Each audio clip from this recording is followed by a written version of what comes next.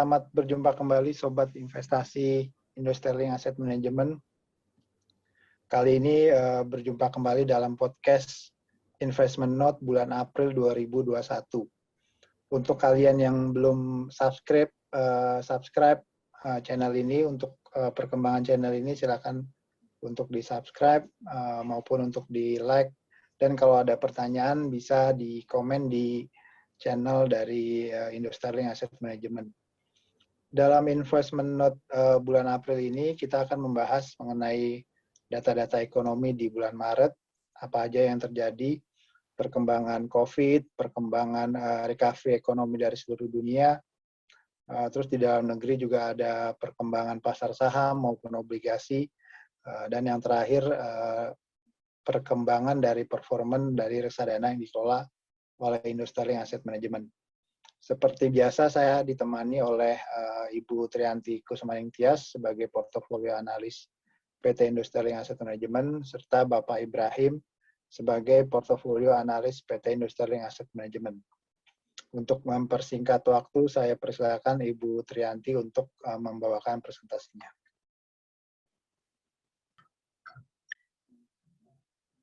Oke, untuk bagian pertama kita akan membahas data ekonomi yang rilis pada bulan Maret lalu, begitu juga dengan update vaksin, dan kita akan membicarakan sedikit tentang economic recovery yang diverging.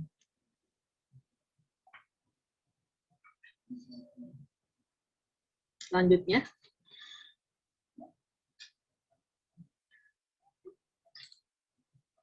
Update sedikit tentang stringency index, tentang lockdown, penerapan lockdown yang diterapkan di beberapa negara di dunia. Kalau kita lihat per Maret, awal Maret dibandingkan bulan April, secara overall kan warnanya lebih muda, artinya lebih loose, beberapa pembatasan sudah dilonggarkan, kecuali kalau kita lihat spesifik adalah benua Eropa, kawasan Eropa, dan India. Di dua kawasan ini sayangnya terjadi lonjakan kasus COVID ya, seperti Prancis yang tadinya sudah 20 ribuan, kembali ke level 40.000 sampai 50.000 kasus per hari. Jerman juga dari 8.000 ke 10.000 menjadi 20 ribuan kasus per hari. Italia juga 2 kali lipat. Begitu juga dengan India, bahkan dari yang tadinya sudah turun 10.000 ke level 90 ribuan kasus per hari lagi. Begitu juga dengan Turki, yang sebelumnya 7.000 sampai 8.000, kembali ke level 40 ribuan kasus per hari lagi. Untuk kawasan Eropa ini, pelonjakan terjadi karena, sebagian terjadi karena ada strain virus baru, tetapi lebih juga karena keterlambatan pengiriman vaksin. Seperti AstraZeneca yang tadinya sudah sempat dihentikan, begitu juga dengan vaksin-vaksin lain yang sayangnya pengirimannya terlambat untuk kawasan Eropa, kecuali Inggris. Untuk India sendiri, lonjakan kasus terjadi karena masyarakat di sana sudah mulai longgar, sehingga mereka mulai mengadakan acara-acara yang menimbulkan kerumunan.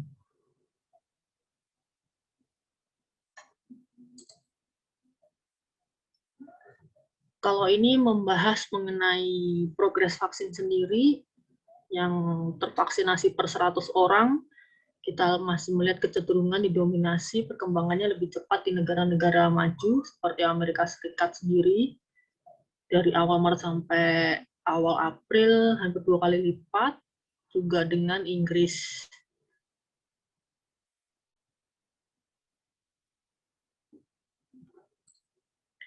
Kalau kita mau lihat posisi Indonesia di mana, Indonesia sekitar 13 juta ya, yang sudah divaksin, daily-nya sekitar 300.000 orang. Yang memimpin adalah, seperti kita ketahui bersama, Amerika Serikat, lalu posisi kedua Cina, kawasan Eropa, India, Inggris, Brasil, Turki, Jerman, baru Indonesia. Memang kita masuk top 10 sih. Per posisi terakhir, awal April, sekitar 658 juta dosis yang sudah dilaksanakan vaksinasi di 151 negara, jadi perharinya sekitar 16,5 juta. Ini meliput 4,3% populasi dunia. Kalau kita lihat dari coverage populasinya sendiri, seperti biasa tetap didominasi oleh Amerika Serikat.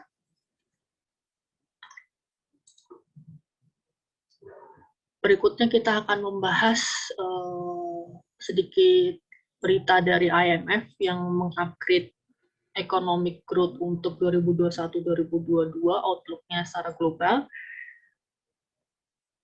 IMF mengupgrade bahwa proyeksi pertumbuhan ekonomi dunianya itu tadinya sebelum pada bulan Januari sekitar 5,5%, lalu di-upgrade jadi 6% ini untuk global growth, economic growth-nya, sedangkan 2022 dinaikkan dari 4,2 ke 4,4, yang mendrive dari pertumbuhan ekonomi ini adalah Amerika Serikat dan China. Tapi yang perlu dicermati adalah recovery-nya sendiri secara global divergent, tidak merata, sangat timpang.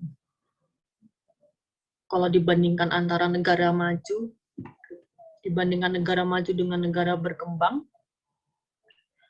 berkembang itu kalau dilihat dari loss per kapita income-nya sekitar 20%, dibandingkan dengan kapita income loss per kapita income loss-nya dari negara maju sendiri cuma 11%. Kalau kita lihat dari loss yang di grafik yang sebelah kiri ini terlihat bahwa memang yang dalam itu emerging market untuk Asia yang paling dalam kecuali China, diikuti oleh Amerika Latin, lalu juga diikuti berikutnya Afrika, lalu Middle East. Kalau kita lihat yang paling minim loss-nya adalah, output loss-nya adalah perekonomian maju, China dan Amerika Serikat sendiri.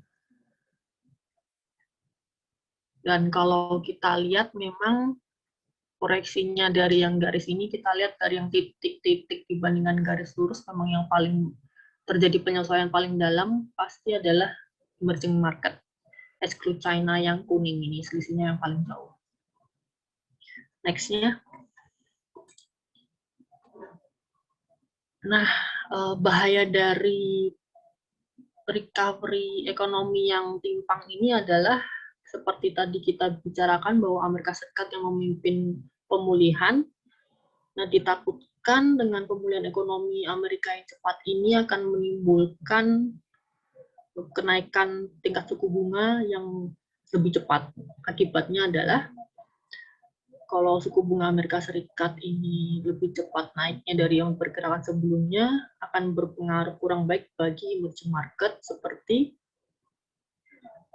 sharp tightening financial condition, higher borrowing cost, dan significant capital outflow from emerging market. Karena interest rate naik, pasti biaya utang akan tinggi, dan ini berpengaruh buruk bagi emerging market yang utangnya cukup tinggi karena untuk menanggulangi si pandemi sendiri. Kalau kita lihat map-nya sendiri, beberapa emerging market bahkan mulai menaikkan suku bunga terlebih dahulu, seperti Turki, Rusia, Brasil. Ini karena mereka ada dua alasan untuk menanggulangi inflasinya seperti Turki, atau untuk menstabilkan nilai tukarnya. Selanjutnya, update sedikit dari data-data ekonomi yang keluar untuk Amerika Serikat sendiri, datanya cukup baik. Dari bisnis PMI-nya masih naik, labor-nya juga unemployment-nya turun, job creation-nya makin baik, consumer-nya masih menunjukkan pemulihan walaupun agak slow down sedikit, suku bunganya masih tetap. Untuk kinerja saham dan nilai tukarnya menguat, begitu juga dengan sahamnya positif. Kalau di pertemuan bulan kemarin sempat dibahas tentang US bond tantrum, memang masih yield-nya mengalami kenaikan pada bulan Maret lalu. Next. Untuk Eropa sendiri, dari segi bisnis, PMI bulan Maret menunjukkan perbaikan yang signifikan. Ini apalagi seperti British karena memang vaksinasinya cukup sukses. Untuk segi consumer sendiri, consumer confidence-nya membaik, tetapi untuk retail sales maupun inflasi masih relatif flat. Begitu juga dengan unemployment-nya masih relatif flat. Untuk suku bunga tidak ada perubahan, kinerja sahamnya positif. Untuk currency-nya sendiri mengalami depresiasi. Untuk obligasinya sedikit melandai dari kenaikan bulan Februari yang cukup tajam. Next. China, Jepangnya bisnis aktivitasnya kembali pick up pada bulan Maret setelah Februari liburan cukup panjang tahun baru China. Konsumernya mengalami perbaikan, interest rate-nya tidak ada perubahan, 10-year bond-nya turun sedikit dari kenaikan bulan Februari, sedangkan sahamnya berkinerja negatif. Untuk nilai tukarnya juga mengalami pelemahan karena uangnya memang masih lari ke negara maju. Next. Untuk commodity price sendiri, winnernya adalah coal yang kemarin naik sangat tajam, mencapai lebih dari 13%, sedangkan Brent-nya minus, CPO-nya naik sedikit, emas turun sedikit. Brent-nya itu minyak mentah mengalami penurunan karena adanya penerapan kembali restriksi di kawasan Eropa, karena memang mereka mengalami kenaikan jumlah kasus positif COVID. Sedangkan batu bara mengalami kenaikan cukup tajam karena terbatasnya pasokan domestik dari China sehingga harga batu bara lokal yang mereka naik. Juga China mulai membuka keran impor batu bara kecuali yang dari Australia. Untuk CPO masih melanjutkan kenaikannya karena memang harga minyak nabati lain seperti kedelai juga naik. Dan adanya penguatan permintaan ekspor dan konsumsi domestik dari Indonesia maupun Malaysia. Emas sendiri masih mengalami kinerja negatif karena memang yield obligasi pemerintah Amerika Serikat yang masih cenderung naik. Oke, selanjutnya akan dilanjutkan oleh Bapak Ibrahim. Untuk selanjutnya terkait market update dibawakan oleh saya sendiri. Untuk yang sentimen yang menjadi penggerak pasar modal di bulan April tahun 2021, yang pertama adalah potensi adanya kenaikan jumlah positif COVID baru seiring akan adanya libur menjelang Lebaran. Seperti kita ketahui, meskipun tahun ini dilarang untuk mudik, ada kemungkinan masyarakat yang sudah mulai jenuh tidak mudik karena setahun yang lalu juga dilarang juga, kemungkinan akan terjadinya arus mudik yang menyebabkan kerumunan massa baik di kampung halaman maupun di transportasi.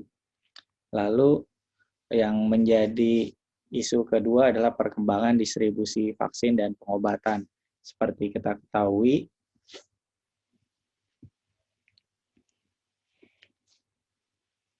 di Indonesia sendiri jumlah yang sudah divaksin itu sekitar 1,13 juta orang atau setara 2,4% dari jumlah populasi di Indonesia. Ini masih relatif kecil ya dibandingkan jumlah populasi di Indonesia yang belum divaksin. Selanjutnya, ini ada chart IHSG. Selama sebulan terakhir, indeks koreksi 4,11% selama sebulan di level 5.985. Nah, indeks juga tembus di bawah ditutup di bawah MA60 dan MA100. Namun kalau kita lihat dari indikator stokastik, sepertinya penurunan indeks mulai terbatas karena stokastiknya sudah berada di area jenuh jual. Selanjutnya, selama sebulan terakhir sektor yang menjadi pemberat indeks ada sektor mining. Ini adalah saham-saham mining khususnya selain batu bara yaitu nikel, karena saham-saham seperti Antam dan nikel itu koreksi selama sebulan sekitar 20%-an, saham Antam koreksi 20%, saham Inco koreksi 28%-an selama sebulan terakhir, sehingga menjadi pembeban untuk sektor mining sendiri. Lalu juga ada saham sektor finance. Ini kita lihat saham-saham seperti BCA menjadi pemberat indeks karena seiring terjadinya aksi jual oleh investor asing. Dan sektor yang menjadi penopang indeks adalah sektor basic industry dan chemical. Ini selanjutnya untuk secara individualnya saham yang menjadi pemberat ataupun penopang indeks. Yang pertama, saham yang menjadi penopang indeks adalah saham-saham TPIA yang naik 14% dalam sebulan terakhir. Lalu ada saham Arto, Bank Jago yang naik sebesar 17,26%. Dan kebanyakan yang naik adalah saham-saham second liner sampai third liner, kecuali Bank Mandiri, Cepin, MTEK, dan ICBP. Selanjutnya yang menjadi pemberat indeks sendiri adalah saham-saham big caps, khususnya saham sektor perbankan seperti BCA, BRI, dan BRIS. Untuk BCA turun cukup dalam sebulan terakhir sebesar 7,38%. Nah, ini juga menjadi pemberat indeks cukup dalam ya. Selanjutnya, selama year to date, asing masih mencatatkan net buy di pasar saham Indonesia sebesar 10,07 triliun secara year to date.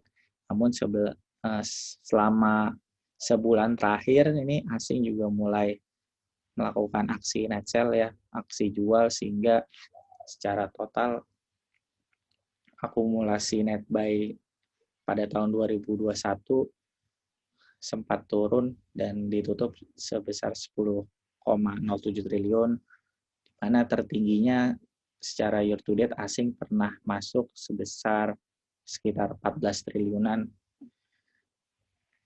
Meskipun asing masih mencatatkan net buy, namun kalau kita tarik dari tahun 2020, asing masih mencatatkan net sell sekitar 40 triliunan.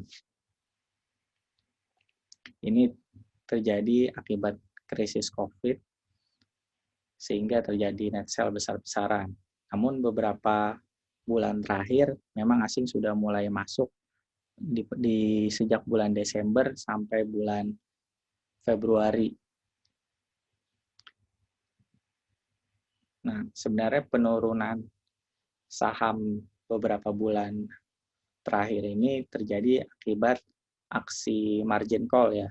Kalau kita lihat data pertumbuhan real margin dan pertumbuhan S&P 500, kita menemukan data yang cukup menarik di mana ternyata pertumbuhan utang itu jauh lebih tinggi dibandingkan pertumbuhan S&P itu sendiri, sehingga bisa dikatakan bahwa ketika ada kenaikan margin debt yang tinggi, justru ini menjadi ancaman bahwa ada potensi kenaikan risiko gagal bayar atau margin call, sehingga memicu krisis pada industri keuangan. Seperti yang terjadi beberapa minggu terakhir kan, investor besar itu terkena margin call sehingga indeks S&P dan saham-saham banking di Wall Street itu mengalami koreksi. Selanjutnya ini data yield obligasi negara Indonesia. Selama beberapa minggu terakhir, yield Indonesia mengalami penurunan atau kenaikan harga. Ini terjadi ketika asing justru melakukan aksi penjualan. Nah, kenapa bisa terjadi penurunan yield atau kenaikan harga obligasi? Nanti saya tunjukkan data yang cukup menarik. Ternyata meskipun asing melakukan aksi jual pada instrumen SPN, justru investor domestik seperti bank dan retail itu terus melakukan akumulasi beli pada instrumen SBN. Nah, di samping itu juga real yield Indonesia itu cukup menarik di angka 5,09%. Dengan investment grade atau rating S&P-nya BBB, ini saya rasa yield Indonesia itu relatif lebih menarik dan membuat investor asing berpotensi kembali masuk ke instrumen SBN. Untuk selanjutnya, untuk materi fund performance akan dibawakan oleh Bapak Ponce Utomo. Ya, terima kasih Pak Ibrahim dan Ibu Trianti. Selanjutnya ada fund performance dari reksadana yang dikelola oleh Indo-Sterling Asset Management. Yang pertama ada kinerja reksadana Indo-Sterling Pasar Uang. Sejak penerbitan di tanggal 8 Maret 2019, reksadana Indo-Sterling Pasar Uang sudah berhasil memberikan return 8,98%. Bagi investor kecil dengan dana hanya Rp100.000 dengan berinvestasi di reksadana Indo-Sterling Pasar Uang, sedikit banyak bisa menikmati return yang hampir setara dengan deposito di bank. Selain itu juga dengan berinvestasi di reksadana Indo-Sterling Pasar Uang, sobat investasi Indo-Sterling Asset Management juga berkesempatan untuk menyumbang bagi Yayasan Pita Kuning, Yayasan Vertical Rescue, dan Rumah Singgah Faye. Jadi itu keunggulan-keunggulan bagi yang ingin berinvestasi di reksadana Indo-Sterling Pasar Uang. Selanjutnya ada kinerja Indo-Sterling Equitas Liquid Plus. Kita bisa lihat sejak penerbitan di 8 Marit 2019 kinerjanya masih positif dibandingkan benchmark IHSG maupun benchmark RQ45. Jadi walaupun benchmark kinerjanya masih negatif, kita masih berkinerja baik karena di dalam pengelolaan kita selalu memberikan evaluasi maupun memberikan evaluasi setiap saham yang ada di portofolio reksadana Indo-Sterling Equitas Liquid Plus. Selanjutnya saya akan coba membacakan kesimpulan dari podcast Investment Note bulan April ini. Kita juga lihat di sini ada recovery yang lebih cepat dari negara Amerika Serikat yang bisa mengakibatkan kenaikan suku bunga yang pada akhirnya juga akan berdampak negatif pada negara-negara emerging market. Seperti kita ketahui kemarin, bulan Maret kemarin, di bursa saham maupun obligasi, khususnya di emerging market, mengalami koreksi yang cukup dalam karena adanya ekspektasi kenaikan suku bunga The Fed akibat recovery ekonomi Amerika Serikat yang lebih cepat dari prediksi sebelumnya. Demikian kesimpulan yang bisa kita tarik dari podcast Investment Note di bulan April. Untuk mendukung channel podcast ini, kita harapkan sobat investasi Indostelink Asset Management bersedia untuk subscribe maupun like. Apabila ada pertanyaan bisa dikomen langsung di channel YouTube kami. Demikian, sampai jumpa di podcast investasi Indostelink Asset Management selanjutnya. Terima kasih.